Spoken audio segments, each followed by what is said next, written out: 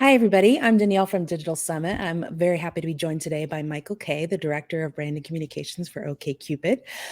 Digital Summit's got to start a short little interview series where we're going to be talking to some of our most popular speakers, sponsors, and attendees that just really love Digital Summit, give you guys some exciting tips on what's going to be coming up this year, and then also just talk about marketing in general because there's just so much going on. So, Michael, thanks so much for joining me today. Thanks so much for having me. Right. So I wanted to talk just about something that popped up in the news this week and get your feedback on it. So Fortune released an article titled Fortune 500 Companies Are Eliminating Chief Marketing Officer Roles as the Position Loses C-Suite Clout. Pretty intense headline there for people who might be looking towards the CMO track. But for me personally, and the market that I talk to and the network that I have, a lot of people don't really want to be on the CMO track. It seems like one of those positions that has a constant target on their back. So, what are your thoughts on this and just any feedback you have from the article? Yeah, so I've been in this industry for 10 years and I've worked really closely with executive teams at multiple brands. And I'd say right now is probably the hardest time to be working in marketing, in my opinion. We're seeing companies eliminate the CMO role, but we're really seeing that happen at companies who at times aren't really in the best financial position and they need to cut costs. And we all know marketing costs money. So Yep. this report didn't come as a huge surprise to me. I will say, we're also seeing that over 70% of the Fortune 500 still all have CMOs in place. And some of those who eliminated the role actually quickly realized the impact of that decision. I believe Yep. this was actually called out in that article, but McDonald's, for example, they got rid of their CMO role in 2019 and recreated the role by 2020 and actually expanded responsibilities. But we're also seeing shifts among other C-suite executives as well, which is probably factoring into why this isn't phasing me. An Edelman report last year, 2023, found that communication leaders have really been cemented as critical strategic partners within the leadership team. And this week, actually, at the time of this recording, LinkedIn actually included comms managers in their this year's Jobs on the Rise list, which is a data-backed ranking of the 25 fastest growing jobs in the United States from the past 5 years. So I think we're seeing certain areas of the marketing comms space deprioritize, others prioritize, and we're going to see the shift happen time over time. I completely agree. I think it's great insight. And I think one of the things to think about too is that it might just be the title that's being eliminated. The function still exists. It's getting moved into all of these different departments. And they were saying that a lot of it was moving into operations and things like that. I'm like, the existence of marketing it can't be fought against. It has to happen. But that CMO title, I think, has carried a lot of weight with it. And in history has carried a lot of just the higher level of payment in when it comes to the C-suite. It's always one of the highest paid positions. And so when you're talking about budget cuts, that's what they're going to go after first, even though the function still has to exist. It just sort of gets put in these other boxes. And you probably experienced this too. I don't see a lot of through lines of how marketing managers or directors are named across companies. It's all over the place what people's names are and what their titles are, so stuff like that. So it wasn't a huge surprise to me, but it was one of those jarring headlines that doesn't adds a little bit more fuel to the fire, I think, for marketers going into 2024 trying to figure out what their career path looks like.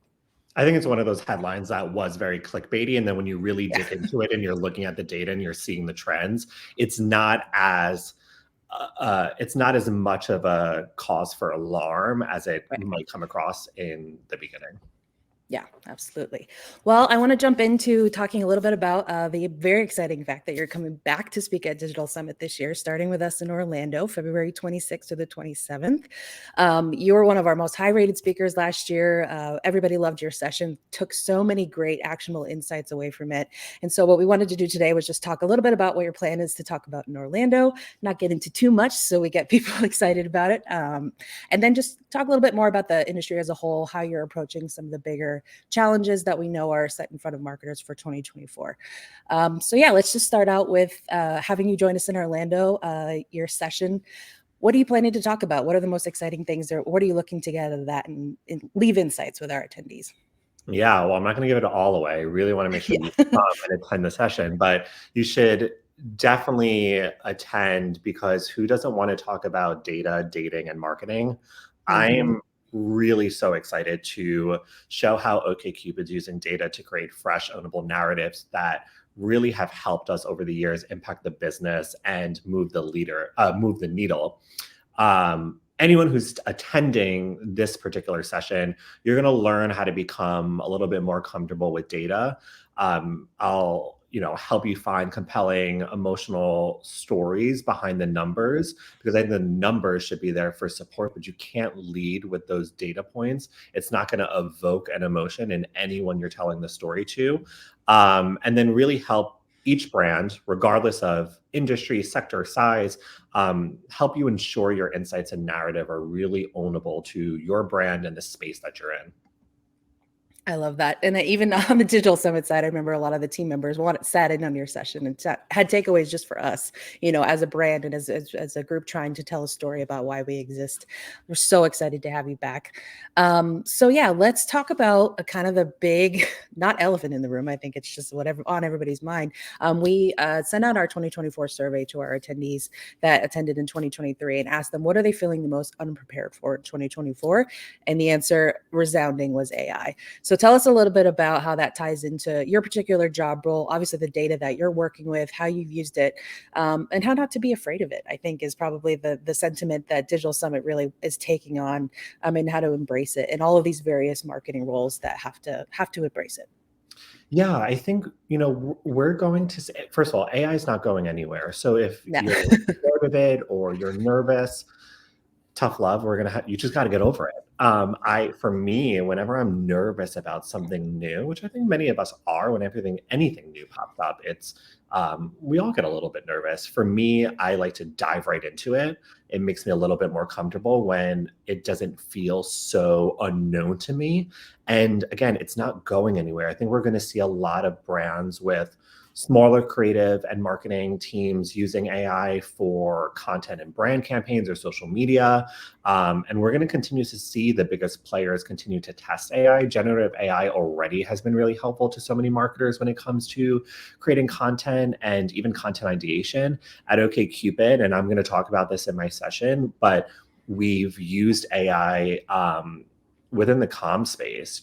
One of the biggest stories that we had for the brand in 2023 was focused on AI, ChatGPT specifically, which I think you and I are going to talk about in a little bit.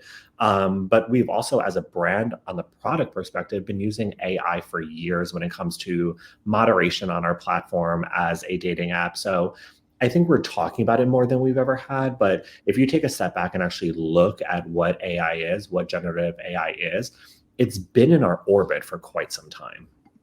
Yeah, absolutely. And I think you have a very unique look at it as well. Like you're saying, this is what these platforms are built on, is that idea to match and get understanding between two different data sets, which I think is really interesting. So yeah, tell us a little bit about when it comes to these data points that you're pulling in from all of these different various platforms, your users and then in the wider internet as a whole, what's sort of the most underrated data point you think, or specifically for your campaigns that maybe marketers aren't looking at that could help them tell a better story or help them connect with their audiences a little bit more? Yeah, I love this question. I would say only looking at the here and now, OkCupid's been around for 20 years. So when I'm thinking about predictions for 2024, everyone's always into predictions and trends. I'm always going beyond the behavioral trends that we're seeing happening on our app right this second. I'm looking at how activity and behavior and interests have changed over time. So going back years and years. So I think the underrated data point for me, at least this is what comes top of mind for me, is having a narrow view when it comes to the data that you're actually looking at. Yeah, I absolutely love that. I think that's super insightful. You actually mentioned trends, and this leads to another question that I had. And, we're in the social media sphere. It is all around us. TikTok, Instagram Reels, anybody who's anybody on the internet is looking at these things. How do you, as a storyteller and a brand director, know which trends to jump on and which ones are just kind of, are going to be sort of short-lived and not necessarily help your brand at all? I think that's a question that a lot of marketers have, because you get all this outside influence from your team or from other people saying, we got to do this one audio, we have to do this thing. Everything's going viral. How do you, as the director, control that a little bit and really lean into the ones that could be super beneficial, and then sort of let the other ones just slide out the door?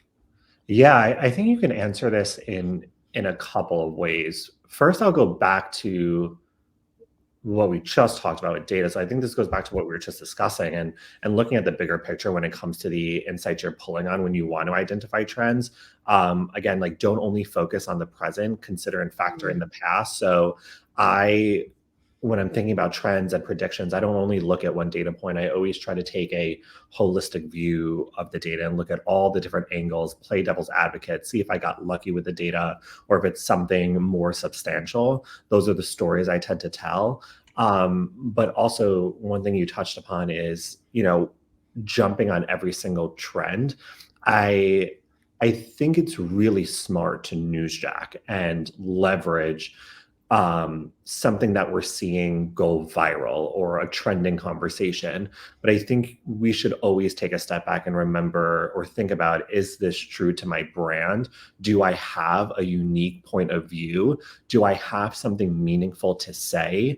And can I do this in an authentic way? For us at OkCupid, with anything that we do, we always think about, is this something that another dating app can put their name on and it makes sense for them? And if so, let's not waste our time and resources.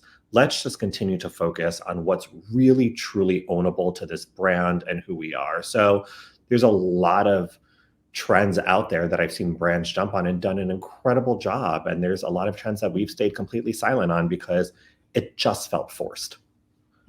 Absolutely. And I think the audience can tell immediately when it is forced. I've Yeah. seen that a lot with different brands. Like you said, just doing it for the sake of doing it and not having that intentionality behind it, or it shows that they don't understand their audience in a very clear way, which is hard to watch, I think, sometimes.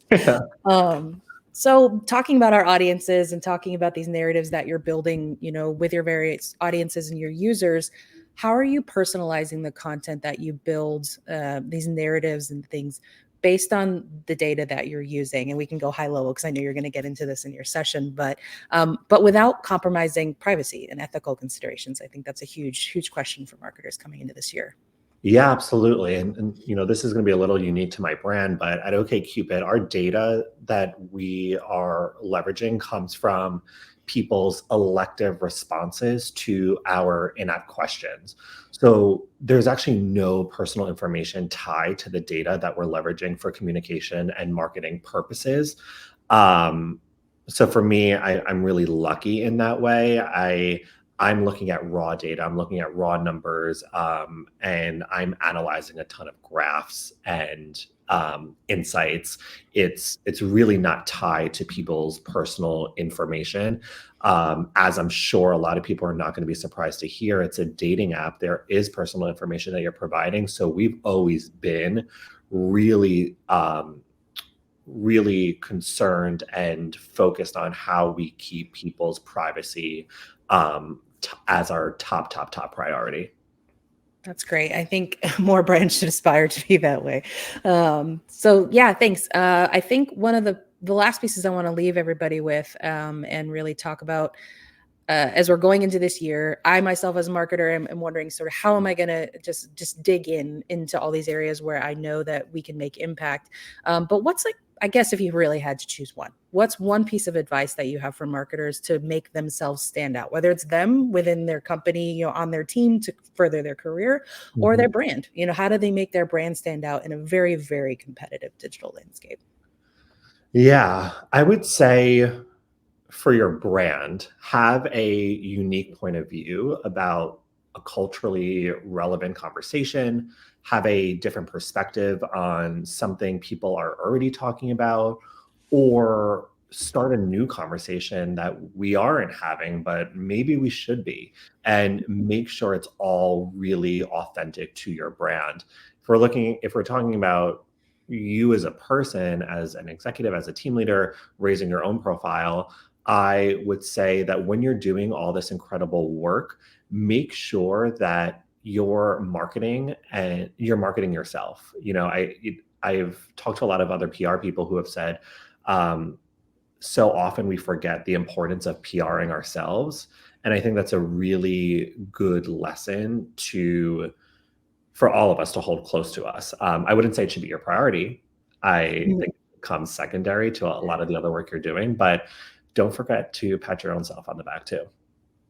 I think that's great. And I think a lot of marketers should take that to heart. I know, just from being in the networks, there's so many people who are like, I'm a social media marketer and I don't even have my own social media platform or plan or content strategy, because they're so focused on everybody else's, which, that's what's bringing in the money. So it's good. But it is important for us, going back to the beginning of this conversation, to really talk about not necessarily what the titles are. It's not CMO, it's not director of marketing. It's about what we're bringing to the table. What I think we're sort of the last line of defense when it comes to protecting the audiences for a lot of our brands. So really making that clear of like, our function isn't going anywhere. And we have to keep telling that story. So Michael, it was so awesome to talk to you. Thanks for this quick convo. We're really excited to have you in Orlando with us, February 26th and 27th. Anybody who's interested in registering, we've got our early bird deadline coming up on February 9th to get the best rate on tickets.